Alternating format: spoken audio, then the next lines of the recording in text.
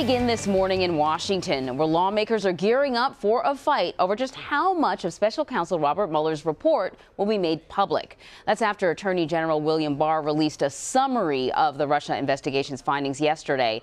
In a 4-page letter to Congress, Barr revealed the special counsel did not establish collusion between any members of the Trump campaign and Russia. But the questions of whether President Trump obstructed justice, well, that's more complicated.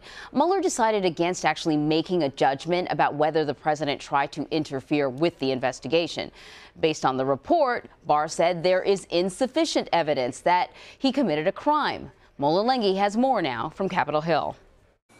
No collusion, no obstruction. A familiar message from President Trump as he left Mar-a-Lago on Sunday. But this time he was backed up by Attorney General William Barr, who had just released a 4-page summary of Robert Mueller's Russia investigation. It was a complete and total exoneration. Barr wrote, the special counsel's investigation did not find the Trump campaign or anyone associated with it conspired or coordinated with Russia in its efforts to influence the 2016 U.S. presidential election, despite multiple offers from Russian-affiliated individuals. But it did not totally exonerate the president, as he claims. Dealing with possible obstruction of justice charges, the special counsel stated that while this report does not conclude that the president committed a crime, it also does not exonerate him. Barr says he and Deputy Attorney General Rod Rosenstein, 2 Trump appointees, decided the evidence was not sufficient. His conclusions raise more questions than the answer. Democrats, like House Judiciary Chairman Jerry Nadler, are calling on Barr to release the full report and testify before Congress. We cannot simply rely on what may be a hasty, partisan interpretation of the facts. The president's allies are ready to move on. This should end the debate once and for all, and America should come first. Barr says he intends to release as much of the special counsel's report as he can. So Jesse Weber is an attorney and host on the Law and Crime Network and joins us now to break it down a little bit more. Okay, so kind of one of the big takeaways from the report, what we got from Barr, is that Robert Mueller decided not to make a determination on whether or not the president obstructed justice. I mean, what are we to make of that? Why do you think he left that question in the hands of William Barr? Well, he said based upon the evidence that was presented, you can make arguments on both sides. It was interesting that he noted that in the report because he knew the fodder that would come from that. People have been analyzing this case for the last 2 years without the report. So he knew that the speculation would just further. But he felt maybe under his mandate, maybe it was not his determination to make that, and he left it to the decision of the Attorney General. Now, here's the thing to note.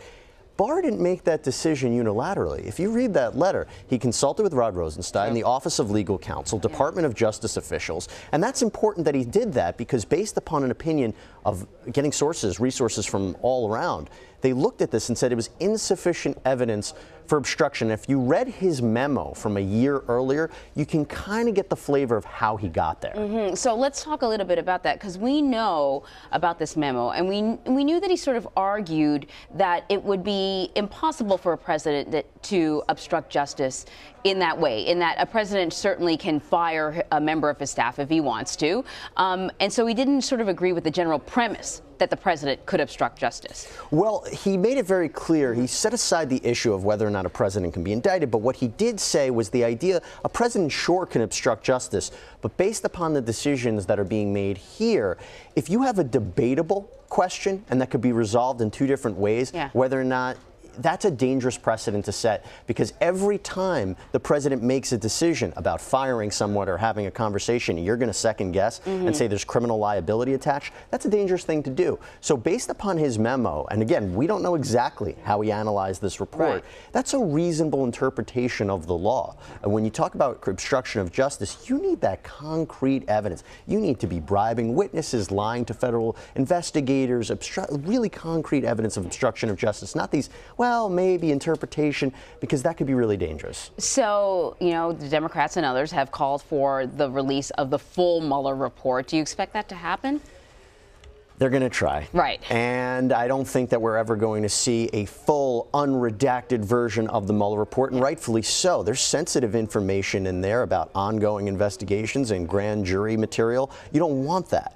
Having said that, what do they really want it for? Congress can only do so much. Yes, they have oversight capabilities, but they can't impanel grand juries. They can't file charges. Right. This is now becoming back to a political fight. We're going back to where we were a week ago before the Mueller report, and everybody's going to take all the evidence that's in that report and make their own determination about it. It's about convincing now the American people who become their jury about whether or not to elect President Trump again. That's all that this is.